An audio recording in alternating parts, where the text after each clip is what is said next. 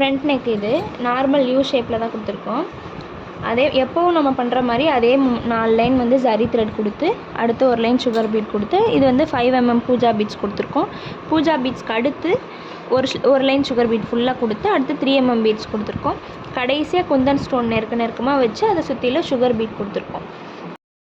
இங்கே நடுவில் வச்சுக்கிற ஒவ்வொரு 5 mm பீட்ஸ்க்கும் நடுவுலையும் ஒரு லைன் சுகர் பீட் அதாவது ஒரு 5 mm பீட் கொடுத்து ஒரு line sugar bead 5 mm bead கொடுத்து ஒரு லைன் சுகர் பீட் அப்படி கண்டினியூஸாக கொடுத்துருக்கோம். இது வந்து ஃப்ரண்ட் நெக்கு. நெக்ஸ்ட்டு நம்ம பார்க்க போகிறது ஸ்லீவ் டிசைன் தான். ஸ்லீவ்லேயும் அதே மாதிரி நெக்கில் கொடுத்துருக்க அதே டிசைன் தான் பார்டர் கொடுத்துருக்கோம். கை ஃபுல்லாக புட்டாஸ் கொடுத்துருக்கோம்.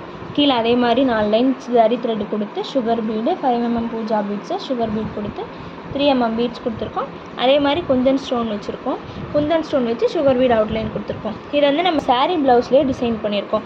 இதில் உங்களுக்கு தெரியுது இல்லையா, சுருக்கமாக தெரியல, அதனால தான் வந்து சுருக்கமாக தெரியுது. இதுவே நம்ம சில்க் காட்டனில் ஒர்க் பண்ணியிருந்தோம் இல்லை சில்கில் ஒர்க் பண்ணியிருந்தோம் அப்படின்னா இந்த சுருக்கம்லாம் வராது. கை ஃபுல்லாக கொஞ்சம் நெருக்கமாக புட்டாஸ் கொடுத்துருக்கோம்.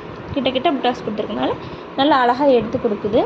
நம்ம நெக்குக்கு வந்து அந்த மாதிரி கொடுக்கல, தள்ளி கொடுத்துருக்கோம். நெக்கு வந்து தெரியாது பெருசாக. ஸ்லீவ் வந்து நல்லா எடுத்து கொடுக்கும். சைட்லேருந்து பார்க்குறப்போ ஸ்லீவ் தான் நல்லா தெரியும்.